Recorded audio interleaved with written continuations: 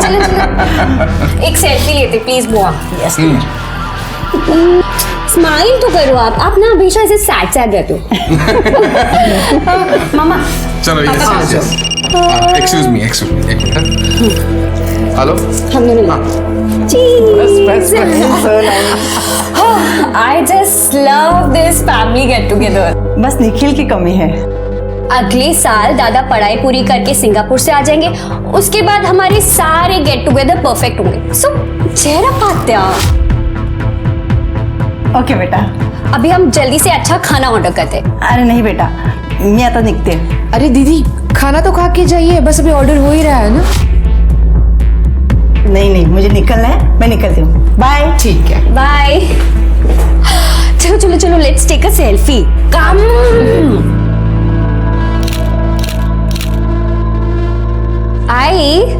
मैंने rice noodles और momos order किया। मोमोज और कर दूं? हाँ कर दे, बढ़ा दे। बाबा अब आप कहाँ जा रहे हो?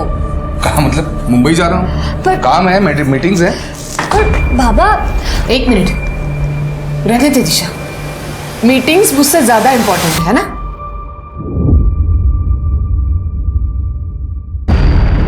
देखो ये इमोशनल ड्रामा करने की जरूरत नहीं है, काम है इसलिए जा रहा हूँ। Emotional drama?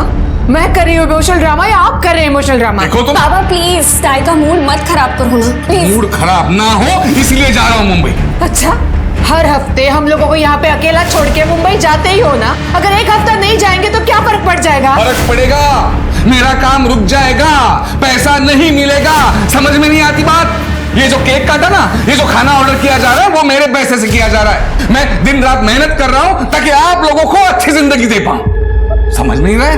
देखो पहले ड्रामा कौन कर रहा है।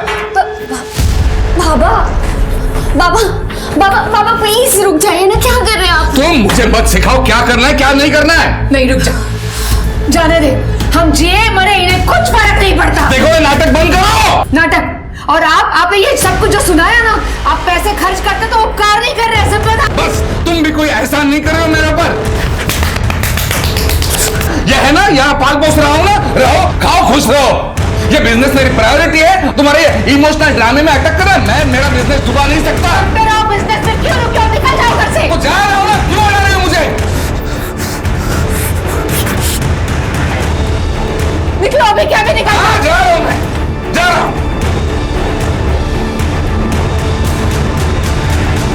दादा दादा छोड़ो छोड़ो, क्या कर रहे हो यहाँ? दादा बाबा आपको नहीं कह रहे थे। मुझे पता है, लेकिन जब भी इनका झगड़ा होता है मुझे कुछ समझ में नहीं आता। दिमाग में अजीब अजीब आवाजें घूमती हैं। आप रुको, मैं आती हूँ।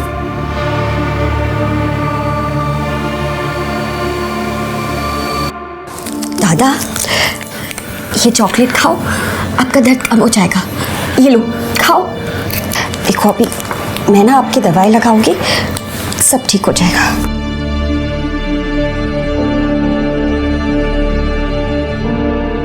आई की कोई गलती नहीं है। अगर आई चाहती कि बाबा उनके साथ थोड़ा टाइम स्पेंड करे तो बाबा मीटिंग कैंसिल कर सकते हैं। फिर ये झगड़ा क्यों? हाँ मुझे पता है, आई की कोई गलती नहीं है। आप बस शांत रहा करो।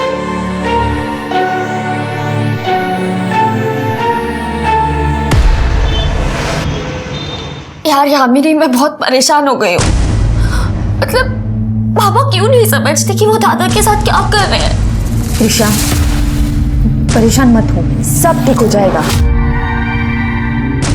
मुझे घर के माहौल से घुटन होने लगी है, पता है? त्रिशा त्रिशा त्रिशा सी, ऐसी सिचुएशंस ना लाइफ में आती है और जाती है। ऐसे परेशान नहीं होते यार। और ये रोना धोना बंद कर, ओके? अब अच्छे से smile they. Yes yes yes like a good girl. Yamini thank you so much. अगर तू नहीं होती ना तो पता नहीं मेरा क्या होता। वही होता जो मंजूर खुदा होता।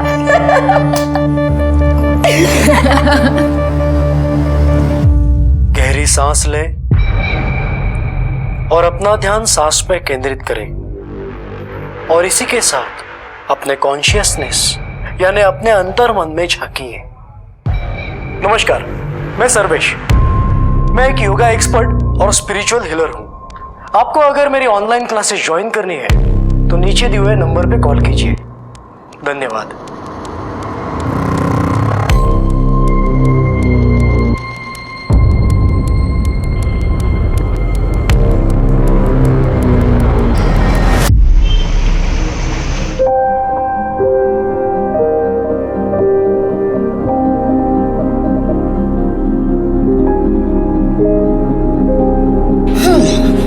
दादा, मुझे क्या लगता है आप मेरी नहीं, मैं आपकी रक्षा करती हूँ। हाँ तो मैं तुझे राखी बांधू। और क्या। बच्चा हो गया रक्षाबंधन। आत्या, नमस्ते। खुश रहो बच्चा, खुश रहो। दादा, मेरा गिफ्ट किधर है? गिफ्ट है ना, सरप्राइज भी है, आजा देता हूँ। चलो।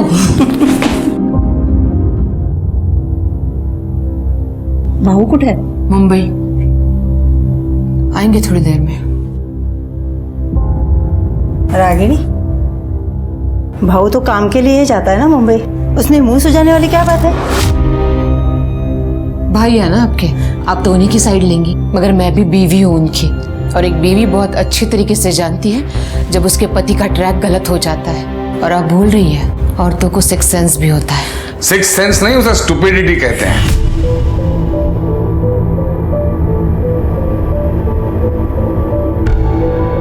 अच्छा, ये बात भी तो ठीक है ना, जहाँ आग होती है वही धुआं निकलता है। और उसी धुएं ने तुम्हें अंधा कर दिया है। अच्छा, मुझे अंधा कर दिया है। बस भी करो अब तुम दोनों। बस करो क्या? तुम्हें पता नहीं है? अजीबो गरीब औरत है ये, अजीबो गरीब, उल्टी सुल्टी हरकतें करती रहती है, पता है?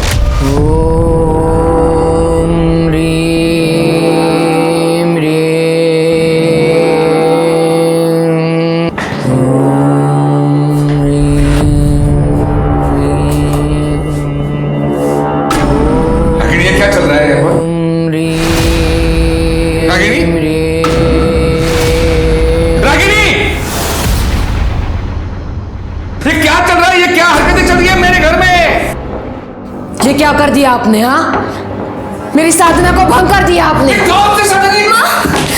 बस, मैं ठीक हूं, और आज के बाद आप अलग कमरे में सोएंगे। ये मेरी पूजा का कमरा है, और यहाँ पर आज के बाद मेरे अलावा और कोई नहीं आएगा।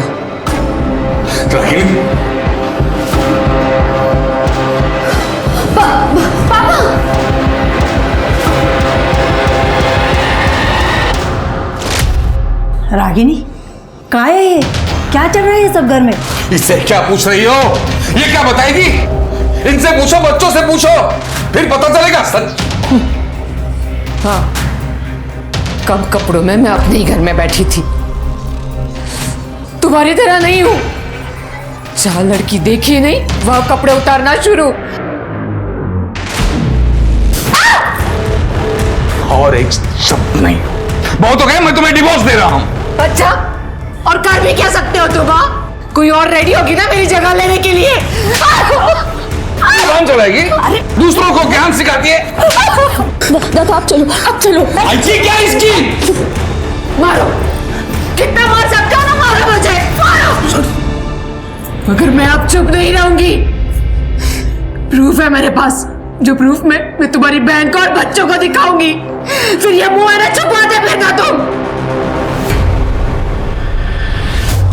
आज के जमाने में धोखा, विश्वासघात और मारपीट कई परिवारों की रोज की जिंदगी का हिस्सा बन गया है, जिसका नतीजा ये होता है कि आपसी विश्वास ना होने की वजह से उन घरों में दरिद्रता, दुख और कड़वाहट इस हद तक जगह बना लेती है कि लोग रिश्ते को खत्म करके अलग होना बेहतर समझते हैं। लेकिन जब अनबन के बावजूद एक ही छत के नीचे रहना पड़े तो घर के सदस्य की एक गलती पूरे परिवार को मुश्किल में डाल देती है। जहां रागिनी को टोने टोटके में राहत मिलती थी, वहीं राजवीर घर में फैली निगेटिविटी से खुद को बचाने के लिए अपने आप को तकलीफ देता था। त्रिशा ने आज तक राजवीर का बचाव किया, लेकिन अगर किसी दिन त्रिशा से भी चूक हो गई तब क्या इस परिवार को कोई बचा पाएगा? सर राजवीर, मेरा बेटा सैटरडे से मिसिंग है सर। क्या उम्र है उसकी? उसकी 21 साल। तो आपने 2 दिन वेट क्यों किया? सर मुझे भी वाकई पता नहीं था, मतलब मैं मंडे टू फ्राइडे कोल्हापुर में रहता हूँ और वीकेंड में मुंबई में। एक्चुअली यहाँ मेरी गारमेंट मैन्युफैक्चरिंग की फैक्ट्री है और मेरे सारे होलसेलर्स मुंबई में हैं। तो वीकडेज में यहाँ काम करके मैं वीकेंड में मुंबई जाता हूँ मीटिंग्स के लिए। तो वैसे मैं फ्राइडे शाम को गया था सर मुंबई, और आज मैंने आकर देखा तो राजवीर है नहीं। आपके घर में कौन कौन होता है? मेरी वाइफ और मेरी बेटी। लेकिन मेरी बेटी भी वीकेंड पर यहाँ नहीं थी, वो अपनी बुआ के घर गई थी फ्राइडे शाम को ही। वो भी आज सुबह वापस आई है। मतलब आपकी पत्नी घर में अकेली थी? जी सर। तो उन्होंने 2 दिन तक नोटिस नहीं किया कि राजवीर घर में नहीं था? मतलब सर मेरा बेटा राजवीर थोड़ा सा अजीब है। अजीब मतलब? अजीब मतलब उसको थोड़ा मेंटली अनस्टेबल है थोड़ा सा। मतलब कई बार कई दिनों तक खुद को अपने कमरे में बंद कर लेता है, अकेला रहता है। तो उस दिन भी वाइफ को लगा कि वो कहीं बाहर गया होगा, कमरे में बैठा होगा, उसने ध्यान नहीं दिया। और कल सैटरडे को भी उसे शाम को लगा कि रात तक वापस आ जाएगा, उसने ध्यान नहीं दिया सर। और आज जब सुबह मैं मुंबई से वापस आया तब देखा कि तब तक भी राजवीर घर नहीं आया था सर। यंग लड़का है, हो सकता है अपने दोस्तों के साथ गया होगा। आपने चेक किया? मैंने कहा ना सर, मेरा राजवीर थोड़ा सा अलग है। वो उसका कोई फ्रेंड्स नहीं है, ना वो किसी से ज्यादा बात करता है। उसका फोन भी उसी के कमरे में पड़ा मिला है सर। मुझे बहुत फिक्र हो रही है, प्लीज मेरी मदद कीजिए प्लीज। सबसे पहले हमें राजवीर का कमरा देखना होगा।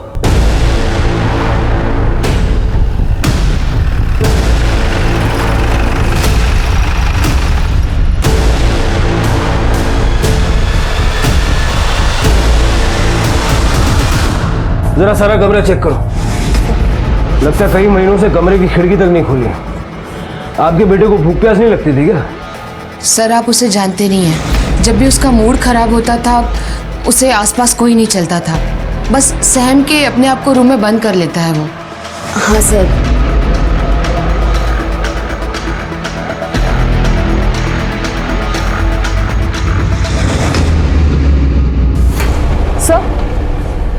सर ये देखिए क्या मिला है।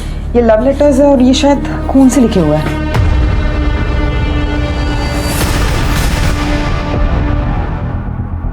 यामिनी? ये यामिनी कौन है? मेरी बेस्ट फ्रेंड है। क्यों? आपके भाई ने चिट्ठियां लिखी है यामिनी को खून से। आई स्वेयर सर, मुझे इसके बारे में कुछ नहीं पता। सर एक फोन मिला है, ये देखिए, एक लड़की की तस्वीर है। ये यामिनी है? हाँ सर। सर इसी लड़की के फोटो से पूरा फोन भरा पड़ा है। लगता है ये उसे बहुत चाहता था। इतना सब कुछ है, आपको कोई आइडिया नहीं? सच में सर मुझे कुछ नहीं पता। और यामिनी मेरे बहुत क्लोज है। अगर दादा ने उसको प्रपोज किया होता तो मुझे वो जरूर बताती। सर ये देखिए, खून से सना हुआ है। ये क्या है ये सब? सर जब भी इन दोनों का झगड़ा होता था दादा खुद को नुकसान पहुंचाते थे। नुकसान मतलब कैसे? वो खुद को स्लिप करते थे। फ्राइडे को मेरे जाने के बाद आप दोनों का झगड़ा हुआ था। नहीं बेटा। यामिनी का नंबर इससे लो और यामिनी को उठाने बोलो।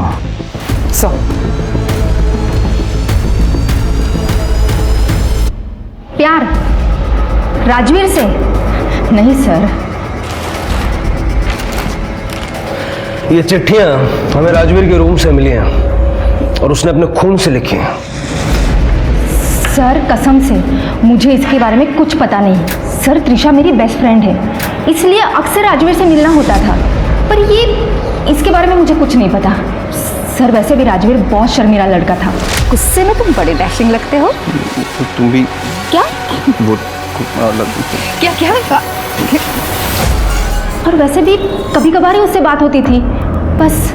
हो सकता है कि तुम्हारे बॉयफ्रेंड को इस सब के बारे में पता लग गया हो और राजवीर के गायब होने में उसका हाथ हो। सर मेरा कोई बॉयफ्रेंड नहीं है, आप किसी से भी पूछ सकते हो।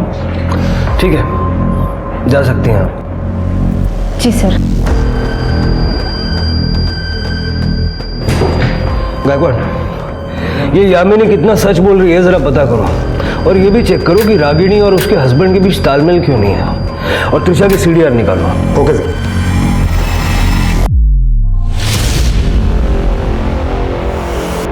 जी सर, मैं जैसी जानकारी मिलती है आपको अपडेट करता हूँ सर। जय हिंद। सर यामिनी की कॉल डिटेल रिपोर्ट से पता चला है कि यामिनी और त्रिशा इन दोनों के बीच में काफी सारी बातें हुआ करती थी और वो नेचुरल भी है क्योंकि दोनों अच्छी दोस्त थी। हाँ, लेकिन किसी लड़के के साथ यामिनी का कोई कनेक्शन नहीं मिला। अच्छा, स्ट्रेंज। लेकिन सर, जांच के दरमियान और एक बात सामने आई है। ये त्रिशा का सीनियर प्रतीक माने, अरविंद को शक था कि त्रिशा और प्रतीक माने के बीच में कुछ अफेयर है, इसलिए उसने प्रतीक को गुंडों से पिटवाया भी था। और ये राजवीर, उसके साथ भी प्रतीक का झगड़ा हुआ था कुछ दिनों पहले। प्रतीक माने ये त्रिशा का बॉयफ्रेंड हो सकता है? सर कसम से त्रिशा मेरी गर्लफ्रेंड नहीं है। राजवीर और त्रिशा के पापा को भी यही मिसअंडरस्टैंडिंग थी। सर, प्रतीक मेरा मुंह बोला भाई है। अब प्रतीक को छोड़िए, दादा को ढूंढिए। ठीक है, तुम लोग जाओ। गायकवाड़, जब तक इनोसेंट नहीं साबित हो जाता इस प्रतीक को भूलना मत। आजकल ये मुंह बोला भाई बोलना आम बात हो गई है। पता करो इस प्रतीक की मुंह बोली बहनें और कितनी है। Okay sir. हाँ पूजा। सर, मैंने साबले परिवार के पड़ोसियों से बात की। उनका कहना है कि रागिनी और अरविंद के बीच अक्सर झगड़े होते रहते हैं। हाँ मैडम, मैं इधर ही बाजू में रहती हूँ। वैसे तो चीखने चिल्लाने की आवाज़ तो रोज़ ही आती है, लेकिन इसमें कोई चौंकाने वाली बात नहीं है मैडम। वैसे भी रागिनी अरविंद की दूसरी पत्नी है और राजवीर की सौतेली माँ, तो तमाशा तो होना ही है ना मैडम। राजवीर लगभग 3 साल का होगा मैडम, तब हेमा वहिनी की मौत हो गई थी। अरे ये तो कुछ भी नहीं। मैंने तो सुना है वो रागिनी काला जादू करती है, काला जादू। अरे सुना क्या, मैंने तो देखा भी है। एक दिन कुत्ते ने उनका कचरे का डिब्बा गिरा दिया था, तो उसमें नींबू, गुड़िया, सिंदूर और काला कपड़ा और ना जाने क्या क्या था उसमें। मैंने तो उसकी फोटो भी निकाली है, देखा? हाँ, ये देखिए।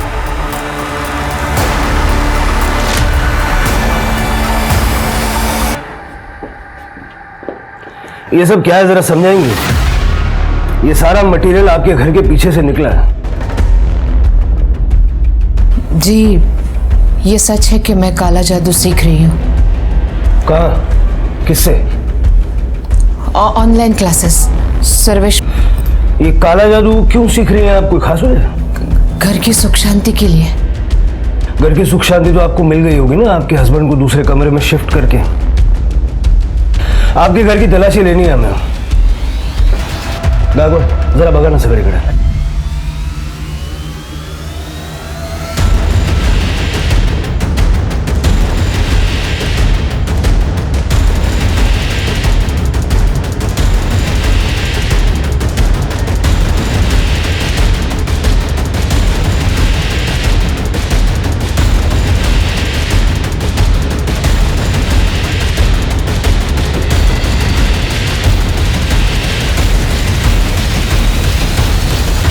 सर, कुछ नहीं मिला। सर, कुछ भी नहीं है। टेरेस।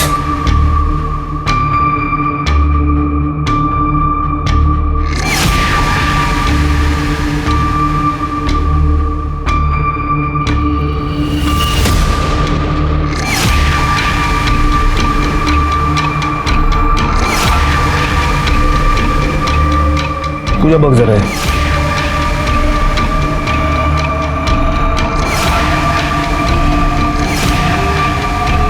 मत देखो, मत देखो, मत देखो।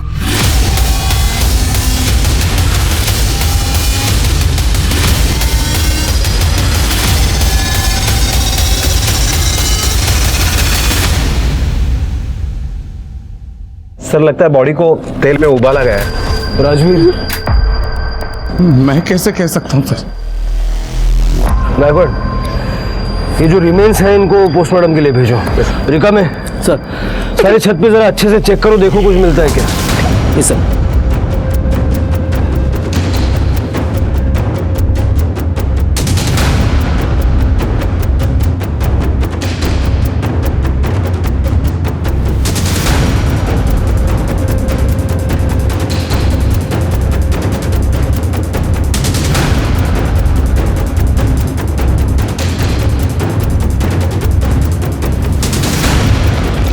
सर,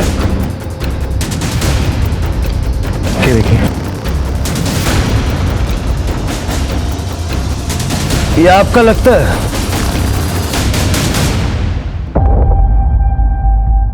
ये देखिए, मैंने कहा था ना वो रुद्राक्ष मेरा नहीं है। ये रही मेरी रुद्राक्ष की माला, पूरे 108 है, देख लीजिए, और शेड भी अलग है। अब काला जादू समझे या तंत्र मंत्र, करती तो मैं अपने घर के लिए ही थी ना, और अपने राजवीर के लिए भी, और उसकी मौत का इल्जाम आपने मुझे पे लगा दिया। देखिए ऐसा है, जब ये हुआ तो आप घर में अकेली थी और आप चाहती है हम ये मान ले कि आपने ना कुछ देखा ना सुना। फ्राइडे नाइट को मैंने और राजवीर ने खाना खाया और फिर मैं अपने कमरे में सोने के लिए चली गई। सैटरडे को सुबह तो मैं सत्संग चली गई थी सर। अब चाहिए तो सत्संग में जो लोग आए थे उनसे इंक्वायरी कर सकते हैं। ये सत्संग से आप कब वापस आई? सैटरडे नाइट को। सैटरडे को जब मैं सत्संग से वापस आई तो राजवीर का कमरा बंद था। फिर मैंने सोचा मैं संडे को सुबह बात करूंगी और मैं सोने के लिए चली गई। राजवीर, संडे को जब मैं उसके कमरे में गई तो वो वहां पे नहीं था। मुझे लगा कहीं बाहर गया होगा, इसलिए मैंने उसे फोन किया, मगर मैंने देखा उसका फोन कमरे में ही था।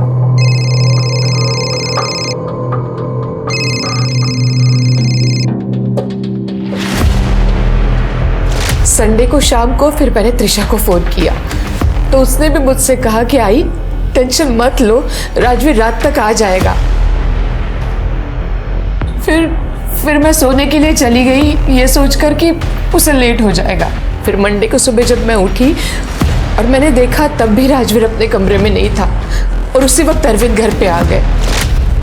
क्या तुमने उसे 2 दिन से नहीं देखा?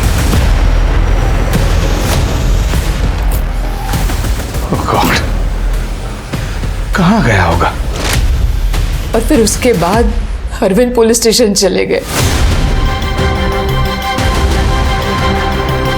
सर, आपको क्या लगता है ये रागिनी सच बोल रही है? पूजा, ये जो काला जादू वाली जो हरकतें हैं उसकी वजह से अगर वो सच बोल भी रही है तब भी उसकी बात पे यकीन करना मेरे लिए मुश्किल है। हमें इस महाराज से मिलना होगा। गायकवाड़, मुंबई चलने की तैयारी करो। Okay sir. सर वो सरफिरी औरत है, बकवास कर रही है वो। और एक बात मैं आपको क्लियर कर दूं, मैंने आज तक कभी काला जादू किया नहीं है और ना ही मैं सिखाता हूं। मैं एक वेल रेप्यूटेड योगा टीचर हूं और सेल्फ हीलर भी हूं। आज तक मैंने जिन लोगों की मदद की है आप उनसे जाके पूछ सकते हो। जाहिर सी बात है कि आप ये काला जादू खुलेआम तो सिखाते नहीं होंगे, कहीं ये योगा और हीलिंग की आड़ में तो ये सब काम नहीं करते। रागिनी ने हमसे साफ शब्दों में ये कहा कि वो आपसे काला जादू सीख रही है। कुछ भी बोल रही है वो, बल्कि रागिनी ने मेरे पास ऑनलाइन सेल्फ हीलिंग का कोर्स ज्वाइन किया था। एक दिन मैं ऑनलाइन क्लास ले रहा था तब अचानक से उसने, ये क्या कर रही हैं आप? अब हॉट योगा के लिए रेडी हो जा। रुक जाइए, रुक जाइए। देखिए ये सब बंद कीजिए।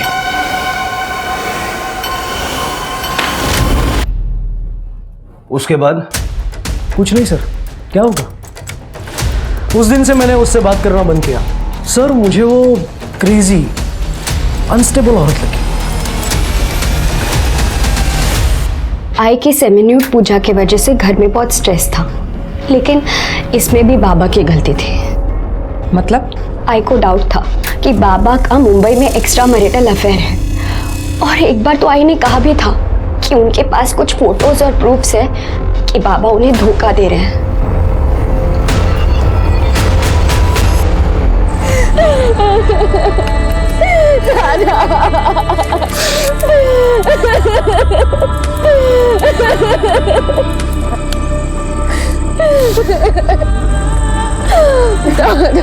मामा जी, संभालिए अपने आप को। ये कौन? सर ये दमयंती का लड़का है, सिंगापुर में रहता है, अंतिम संस्कार के लिए आया था।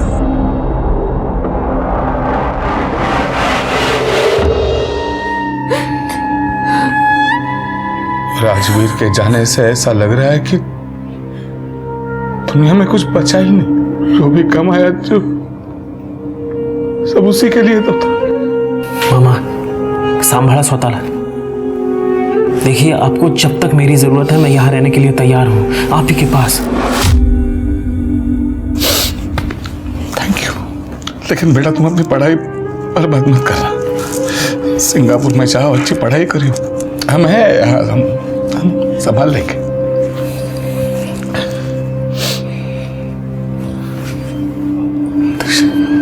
बेटा एक अच्छा लड़का देख के तो शादी कर ले तू। हम सबको संभालने के लिए कोई तो चाहिए ना बेटा। अब तो तुझसे ही सारी होप्स है।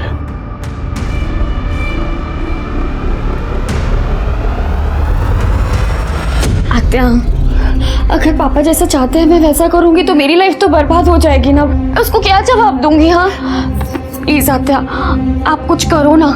त्रिशा, मुझे पता है आप कर सकते हो कुछ। प्लीज आत्या, प्लीज प्लीज। देखो त्रिशा, तू जानती है ना अपने पापा को। लगता है मुझे ही कुछ करना पड़ेगा। त्रिशा, जो भी करना है वो बाद में, लेकिन अभी बाहर चलते हैं जल्दी से। सब लोग खाने के लिए इंतजार कर रहे हैं, नहीं तो खामों का शक हो जाएगा। चल जल्दी से।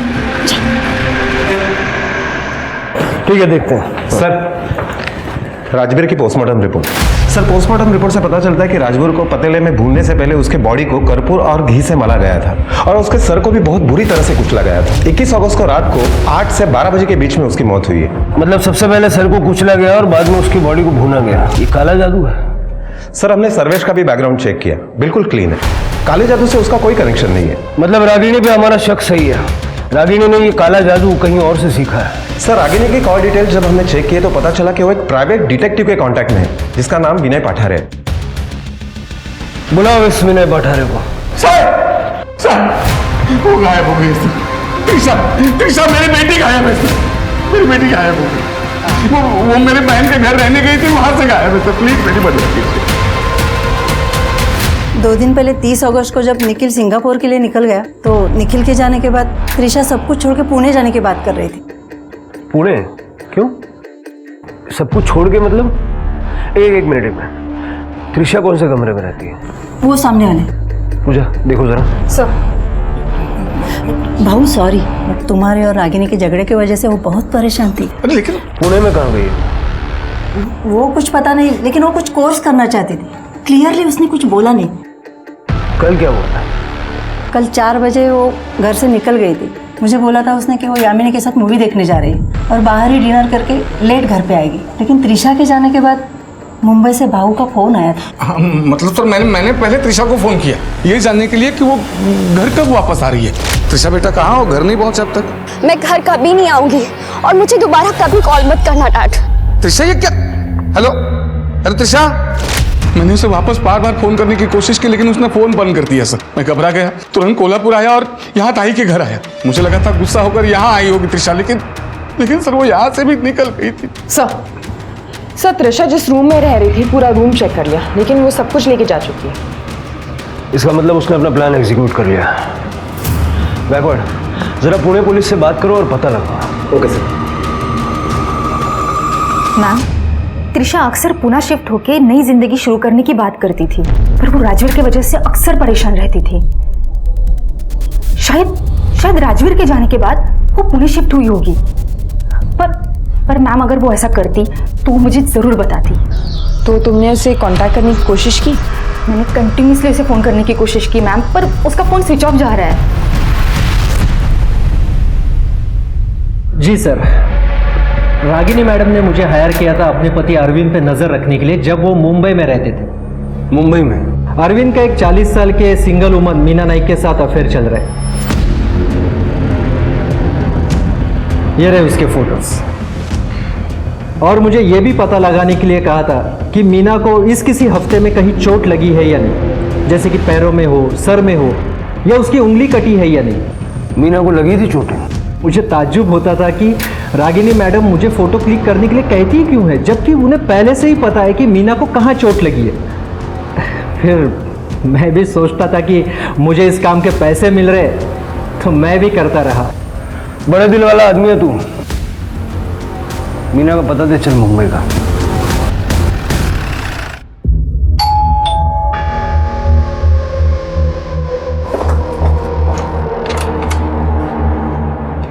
मीना जी। जी? अरविंद साबड़े को जानती हैं आप? जी, मैं अरविंद के साथ रिलेशनशिप में हूँ। कई साल पहले मेरा डिवोर्स हो चुका है। अरविंद मुझसे शादी करना चाहते थे, वो रागिनी को तलाक देने वाले थे, मगर मुझे शक हुआ कि कुछ दिनों से कोई मेरा पीछा कर रहा है।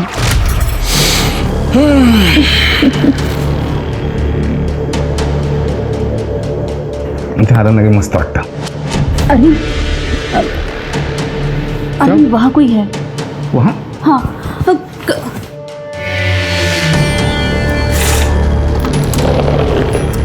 कौन है? कौन है?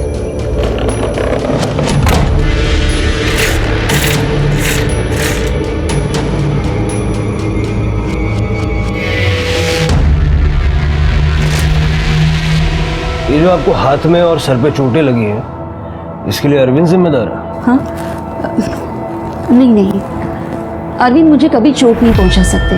तो ये चोटें आपने अपने आप को खुद पहुंचाई? नहीं पता नहीं कुछ दिनों से क्या हो रहा है. मैं ऐसे चलते फिरते टकरा जाती हूँ. कभी पैर में चोट आ जाती है, कभी हाथ में, तो कभी सर पे. ऐसा लग रहा है कि कोई मुझ पे काला जादू कर रहा हो. अरविंद ने मुझे बताया था कि उसकी बीवी रागिनी काला जादू टोना करती है. कहीं ऐसे तो नहीं कि वही मुझ पे ये जादू टोना कर रही है. अरविंद को भी जब से पता चला था कि वो काला जादू करती है, वो खुद को लेकर और बच्चों को लेकर काफ़ी डर गया था.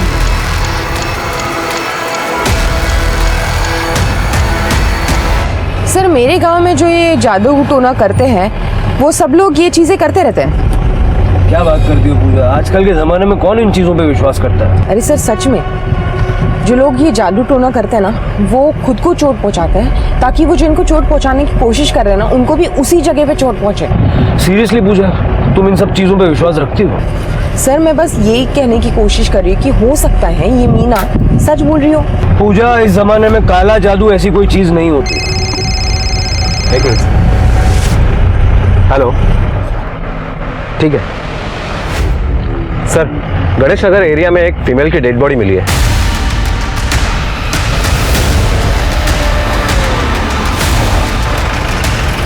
सर इस तरफ.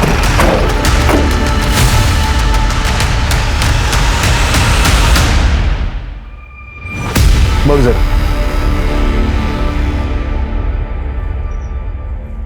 बघ ना, बघ.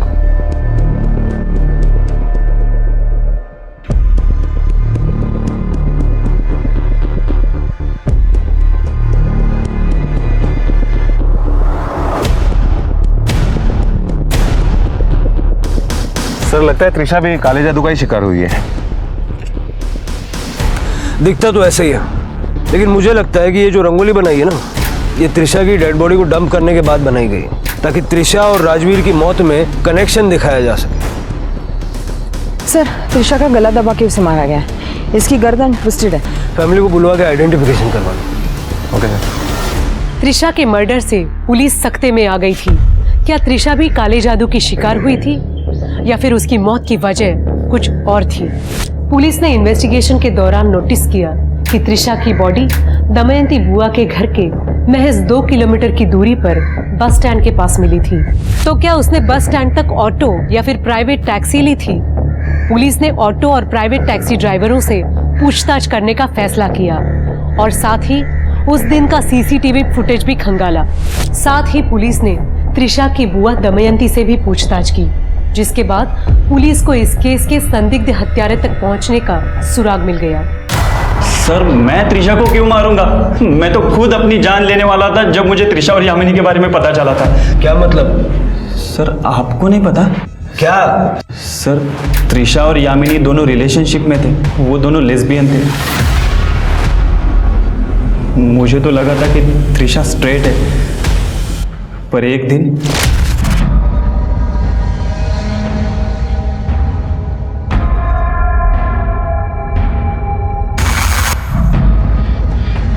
मुझे यकीन ही नहीं हुआ कि त्रिशा लेस्बियन है. मुझे लगता था कि यामिनी ने उसे बहलाया होगा. वो दोनों दमयंती बुआ के घर मिलते थे. इनफैक्ट बुआ को उनके रिलेशन के बारे में पता था और एक दिन मैंने यामिनी से भी इस बारे में बात की थी. तू त्रिशा की जिंदगी से दूर रह समझे, वरना जान से मार दूंगा. हेलो, तेरी हिम्मत कैसे हो यामिनी से ऐसे बात करने की? हाँ त्रिशा संभल जा.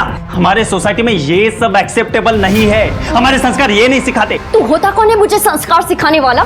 त्रिशा मेरी बुआ इस जनरेशन की नहीं है, फिर भी वो मुझे सपोर्ट करती है. मैं तुझे भाई मानती हूँ, इसका मतलब ये नहीं है कि तू भाईगिरी दिखाएगा यहाँ पर.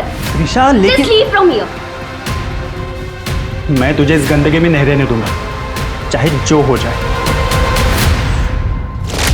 और जब त्रिशा ने तेरी धमकियों पे ध्यान नहीं दिया तो उसे मार दिया। नहीं सर, मैं उसे मारना तो दूर, चोट भी नहीं पहुंचा सकता था सर, क्योंकि क्या? क्योंकि सर मैं उससे बहुत प्यार करता था और ये ज़बरदस्ती मुंह बोला भाई वाला टैग भी हटा देना चाहता था। मुझे गुस्सा आया था जब मुझे पता चला उसके और यामिनी के रिलेशन के बारे में, पर सर मैं कभी उसे मार नहीं सकता सर। बिठा के रखो इसे। सर पोस्टमार्टम रिपोर्ट से ये क्लियर हुआ है कि त्रिशा की मौत गला दबा के हुई है। सर फोर्स सेक्स या रेप का कोई भी साइन नहीं है। चल के अरविंद और दमयंती से बात करता हूँ। अगर बुआ त्रिशा के इस रिश्ते के बारे में जानती थी तो उसने हमें क्यों नहीं बताया?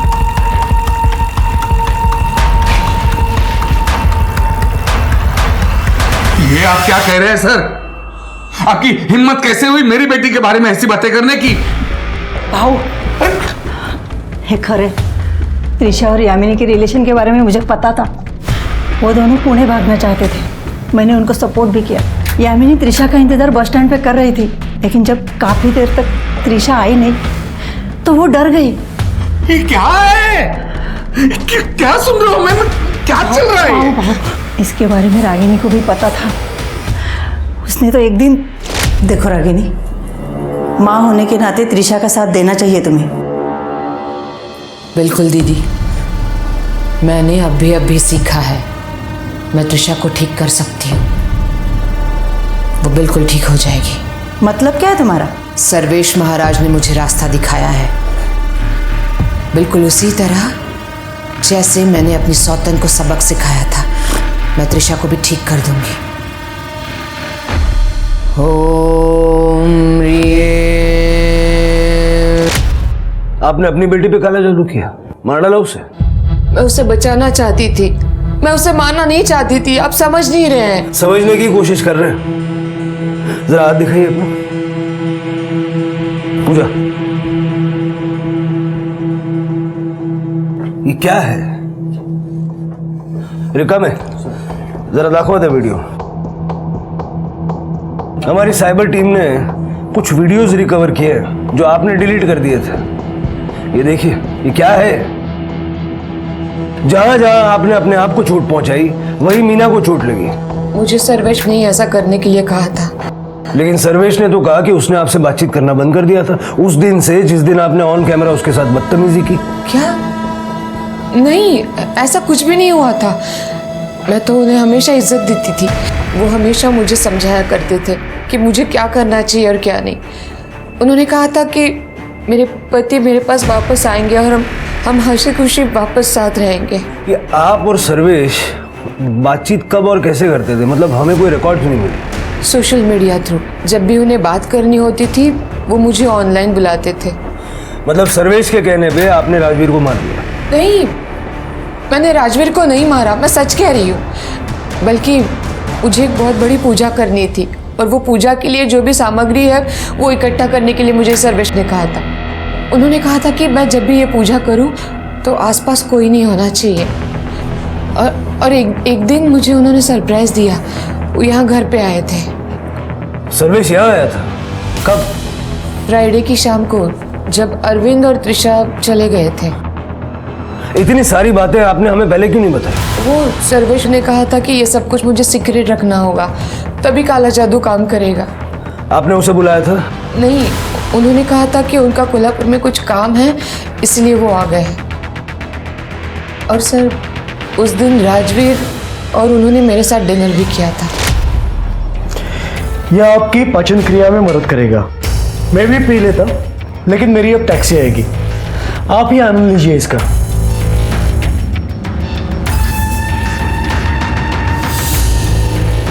अब आप सोने जाइए, टैक्सी आते ही मैं निकल जाऊंगा। आप जाइए, मैं इनके साथ रहता हूँ।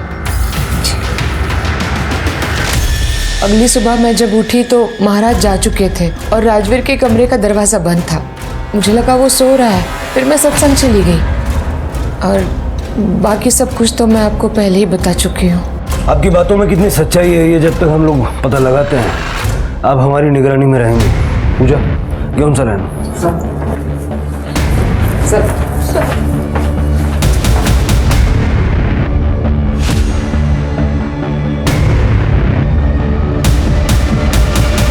शायद रागिनी सच बोल रही है। वो रुद्राक्ष याद है जो हमें छत पे मिला था?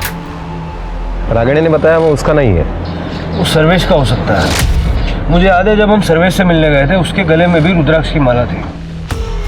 सर, पोस्टमार्टम की रिपोर्ट के मुताबिक राजवीर की मौत शाम को 8 बजे से रात को 12 बजे के बीच में हुई और रागिनी ने बताया कि उसी दिन सर्वेश उसे मिलने यहाँ आया था। 21-22 अगस्त का सर्वेश का मोबाइल लोकेशन निकाला। देखिए, मैं आपको पहले ही बता चुका हूँ वो औरत कैसी है। फंसा रही है मुझे वो। उसके एक भी शब्द पे भरोसा नहीं किया जा सकता। भरोसा तो तुम्हारे शब्दों पे भी नहीं किया जा सकता।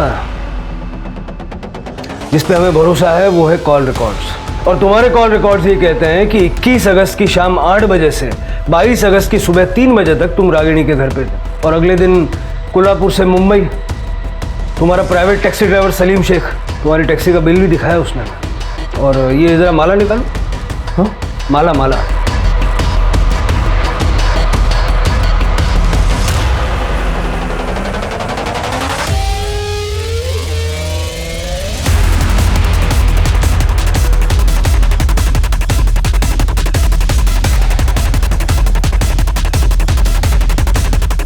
ये भी तो भूल गए थे आप रागिनी की छत पे। अब सीधा सीधा सब कुछ बताओगे या तुम्हारी हीलिंग हम शुरू करें? हाँ, मैं गया था रागिनी के घर।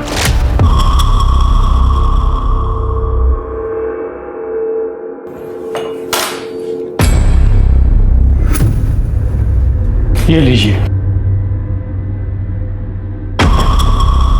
यह आपकी पाचन क्रिया में मदद करेगा।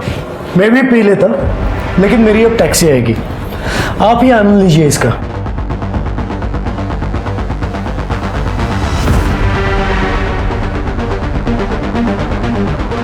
अब आप सोने जाइए, टैक्सी आते ही मैं निकल जाऊंगा। आप जाइए, मैं इनके साथ रहता हूँ। उस रात रागिनी अपने कमरे में चली गई और यहाँ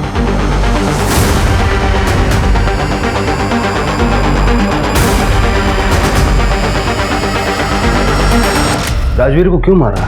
ताकि उसके कत्ल के जुर्म में रागिनी पकड़ी जाए। लेकिन क्यों?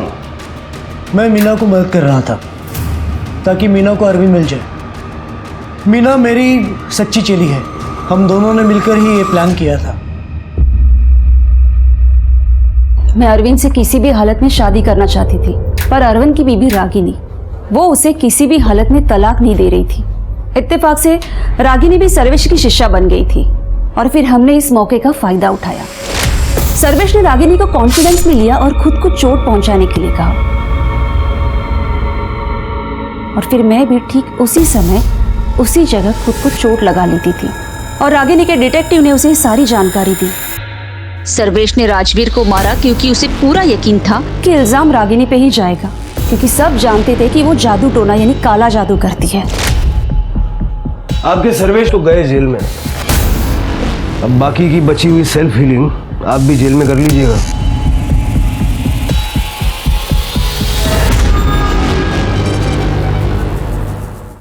सर, एक ऑटो ड्राइवर मिला है। मर्डर वाले दिन उसने त्रिशा को देखा था। जब मैंने त्रिशा के बारे में उससे पूछा तो उसने कहा कि त्रिशा ने किसी और के साथ उसका ऑटो शेयर किया था। आने देना। Yes sir. सब 20-22 साल का लड़का था। वो लड़की ऐसे रोड के साइड पे इंतज़ार कर रही थी, तो लड़के ने उसको देखा और मेरे को रिक्शा रोकने के लिए बोला। अरे यार, मेरी एक प्रॉब्लम हो गई है, सॉल्व करनी है। हेल्प करेगी क्या? हाँ चलो ना। आजा। फिर सब उन दोनों ने रिक्शा में ज़्यादा बात नहीं किया, तो मैंने उनको गणेश नगर छोड़ा और वहाँ से निकल गया। प्रतीक से फोटो दिखवाना था।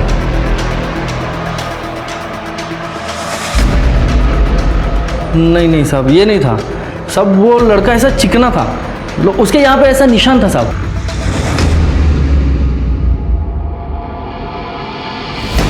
बैकवर्ड। यही था साहब, यही था।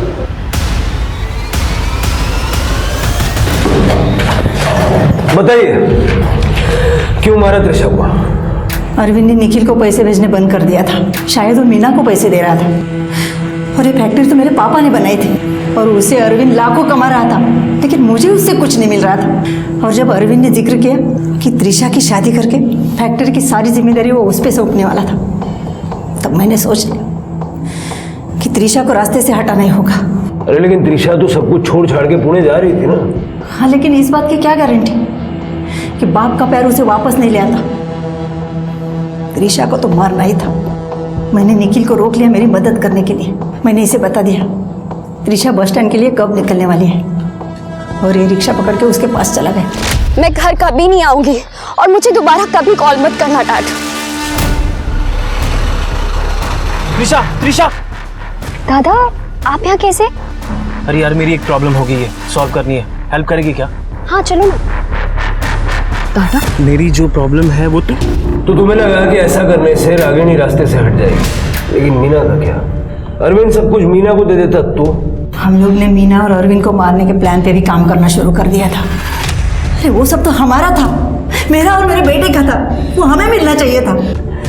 संपत्ति के मोह में तुम दोनों माँ बेटे किस हद तक जाने के लिए तैयार हो चुके हो, इस बात का रियलाइजेशन है तुम्हें?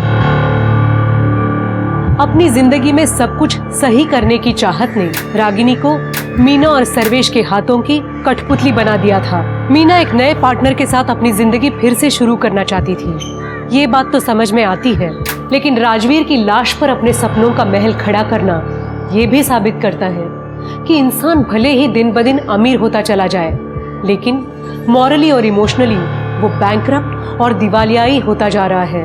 भावनाओं से भरे हमारे मन का इस तरह निर्मम और बंजर हो जाना सचमुच भयावह है।